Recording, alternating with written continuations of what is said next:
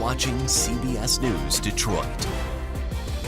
All right, have you ever heard of no spending January? It's kind of like dry January, but instead this one hopes to help you save on some of that extra spending you may have did within the last year. Well, we're going to talk about it. How exactly does it work? Let's bring in Dan Casey. He's an investment advisor and representative for Bridge River Advisors. Thanks for being here with us. Thanks for having me. So a lot of people are looking for ways to save, especially after the busy holiday season. We've got all of the holidays that came up, entertaining, buying gifts. Yes. So you need to save. How does this work? So the idea is you take 1 month, if you can more, but 1 month of just the basics. So your car, your home, your utilities, the things that you need to have in your home, and that's it. So no Amazon spending if you can help it, no Starbucks trips, no Starbucks trips, no extra spending, and see how much can accumulate in a month. Obviously you want to replicate that if you can. The idea here is you always want to at least start with 10% of your income saving, if you can.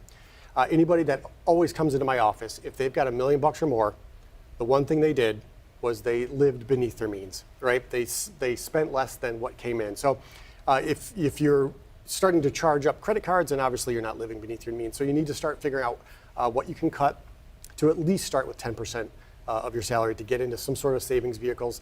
And then you just let the power of time, compounding, the market do its wonders.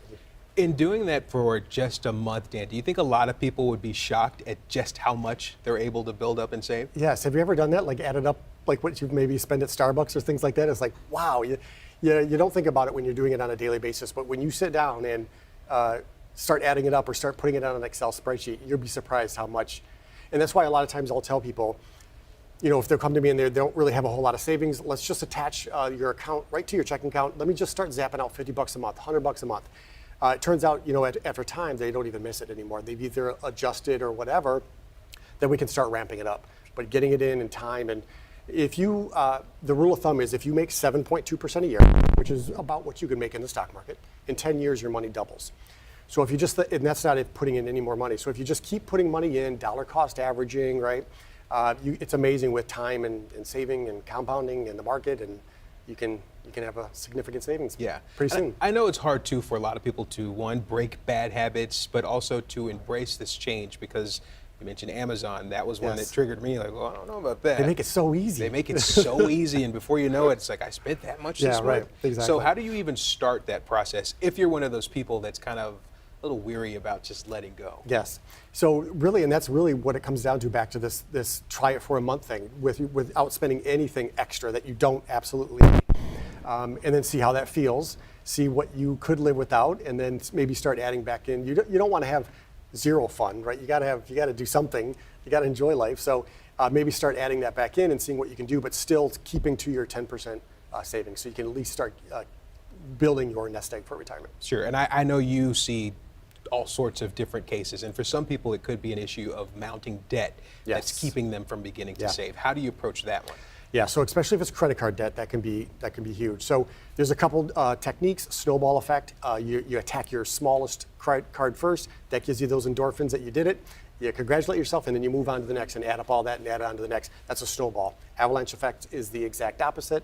You attack your highest debt, highest interest rate card first. Start attacking that with any extra money you have, and then it goes down to the next. So that's probably the best couple strategies to start tackling that credit card debt.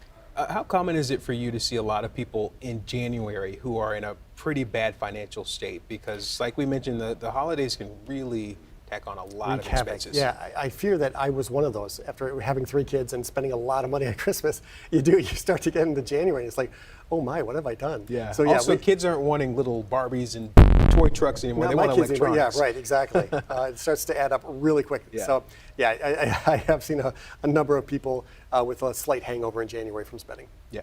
So when you get to that point and it's like you're feeling like you're in over your head, it can feel like it's something that you can't really grasp, like it's not as tangible, but it sounds like it's really just a matter of implementing some of these small changes, and you can see those big results. That's exactly what it is. Just start with the small changes, and again, once you accomplish something like that small, you're proud of yourself. Congratulate yourself. Maybe give yourself a small reward, and that just amps up to keep going. Okay. What are some of the worst habits that you find that people have that take away from them being able to save? I know you mentioned shopping. Sometimes it can even be lunch. Yeah, so I guess spending habits, I think it's really just letting time slip and not investing. I'll have people just, let 5 years, 6, 7, 8 years go, yeah, I really got to start saving. It's like, you just got to absolutely just do it like right now, start tomorrow. And you mentioned having fun. Is it possible to save too much? Well, yes, because if you save too much and you're not even having fun, then what's the point, right? I get people coming into my office where they've saved so much money and they scrimped so much during their life, and it turns out when I do a quick analysis, they're not even going to be able to spend all the money that they saved. They're just going to give it to their kids. So there's that fine balance between have a little fun now, save, but yeah, you don't have to get too crazy and save. Just do some quick math and figure out what you're going to have at retirement and adjust accordingly. Okay, and lastly, if anyone's watching this and they say, hey, I need Dan's coaching so that I can try to get out of this hole, how can they reach you? What are some of the steps that they can take to start getting that advice? Yeah, Bridge River LLC is my website. I do live seminars quite often, and that's all on my website, so they can come and see me. All right, and we'll have that information on our website for you, cbsdetroit.com. Dan Casey, again, thank you for joining us. Thanks.